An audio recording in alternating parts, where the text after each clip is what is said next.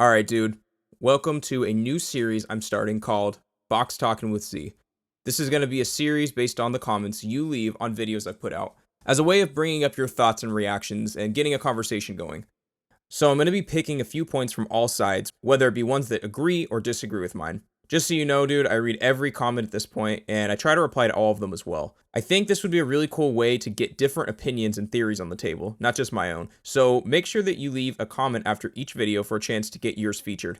Without your comments, dude, I'm just a guy talking into a mic by myself, so thanks for commenting. So for this first edition of Box Talkin with Z, we are gonna take a look at your comments from the video I made about the Metroid Prime Trilogy. And if you didn't already watch it, I'll have it linked in the description and have it pop up right here, but a quick recap is this. I believe that the Metroid Prime Trilogy is not coming to Nintendo Switch, and that the recently announced Prime 4 will drop the 4 and become its own standalone game. So jumping right into it, let's look at the top rated comment, and this one came from Justin Champion. I agree that Metroid Prime 4 will be given a new title, but I do not agree that Prime Trilogy cannot come to Switch. Justin Champion continued on by saying, I think Metroid Prime Trilogy could release like 6 months to a year before Prime 4 to get people familiarized with the gameplay and world, which would create more fans of the franchise to buy Metroid Prime, insert title here, in 2022. You say that the Metroid Prime games are dated, and that would turn people off from the franchise, but I disagree.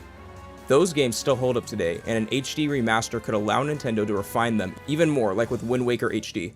You could easily be right, and maybe we won't get the Prime Trilogy. I just don't get the argument that releasing the Prime Trilogy would hurt Metroid Prime 4. So first, thanks for the comment.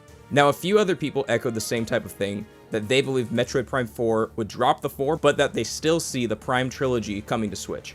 The Luch said, it's a great theory, but even if we don't get Prime 4 for another 2 years, why not presume that they'll remaster or at least port the OG trilogy within the next 3 to 4. We're only halfway through the Switch's lifespan after all. Ness Aran said, damn it, this makes too much sense actually. However, I do think that they will release the trilogy on Switch, but I don't think that it will come out until a year after the new Prime game comes out, or whatever it's actually called. So first, thanks for the comments. Now, while I can agree, it's possible that Nintendo will still release the Prime trilogy on the Switch, even after they change Prime 4's name. My big question is, why would they? And what do I mean by that? Imagine they release the new Prime. People love it, it's super revolutionary, it's super cool, super awesome, super streamlined, and then they release the trilogy. People get it because they love the new Prime game, and then they play it and realize it's nothing like the new one. Metroid said, I agree with most of the points you made, but you have to understand that Metroid has never been popular outside of the West. Comparing it to Breath of the Wild that released on the most popular Nintendo console since the Wii isn't fair. Especially since said game is from Nintendo's most popular franchise. The Switch in and of itself is making lesser known franchises like Xenoblade sell over 2 million copies and more. Metroid has the chance to do the same if Nintendo really pushed the trilogy. Marketing and word of mouth goes a long way. Now that was a good point, and just to clarify, I was only comparing Zelda to give a sense of how low the games sell, and that Metroid could have a fresh chance to innovate without being attached to the trilogy. This brings me to the section of the comments that disagree with my theory almost completely. So first we'll read from Fitz the Fast. They said, I feel like you're stacking the deck. Sure, the games are old, but has that kept Ocarina of Time from selling well? How many people have asked for the Virtual Console on Switch?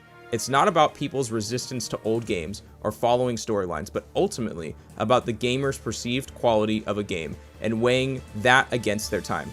And ultimately, the most popular games are at the forefront of gamers' minds and are therefore played much more and sell much better. For this reason, Metroid has never been about sales, but instead immense effort in quality and fan appeal. Maybe the trilogy will never be on the Switch, but not for being too old or for not selling well. If Nintendo wants to do it, they will. If not, they won't.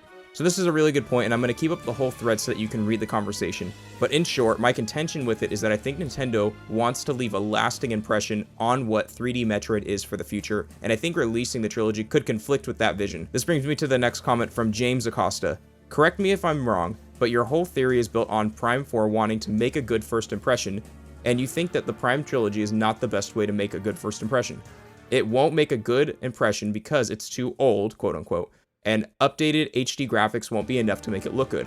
I have 2 problems with your theory. 1, there are 2 Metroid games on the Switch with the Nintendo Switch Online. It does require you to have the service, but given that so many people are likely to have it just for online connection, millions of people are likely to try both the original Metroid and Super Metroid. 2D and 3D Metroid are different in many ways, but it still carries the Metroid name, so uninformed players already assume that they represent the series. 2, who does it matter if they are old? Link's Awakening was given a fresh new coat of paint, and sold very well because the gameplay, albeit with a few improvements, held up well. Sure, it was a full remake, but with enough work, Prime Trilogy could look amazing in HD.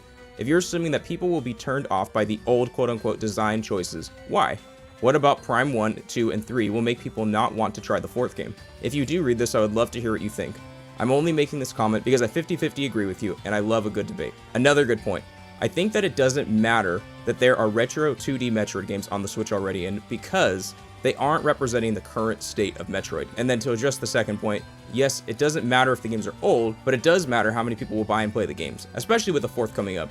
Again, it really comes down to a risk and reward ratio to me. Now this brings me to some comments from those who agreed for the most part with my theory. Starting with Tope Chulo, I think I said that right. He said, "Your take is legit, not gonna lie.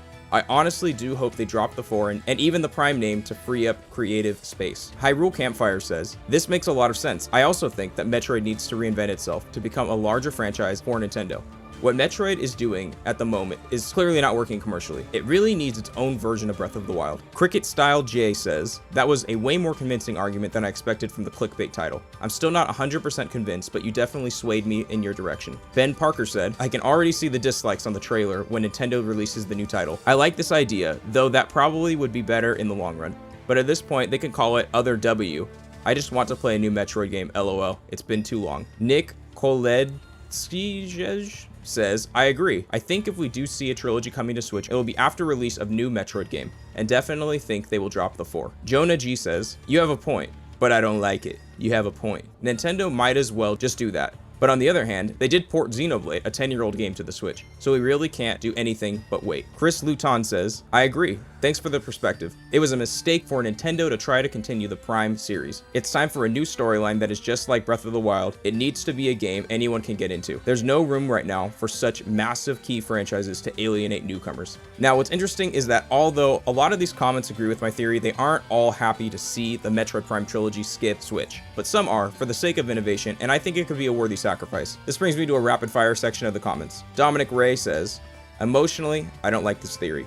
Logically, I love this theory." Mageburger says, "As someone who only just finished the first game this year, all I care about is that the next big Metroid game better be hella immersive.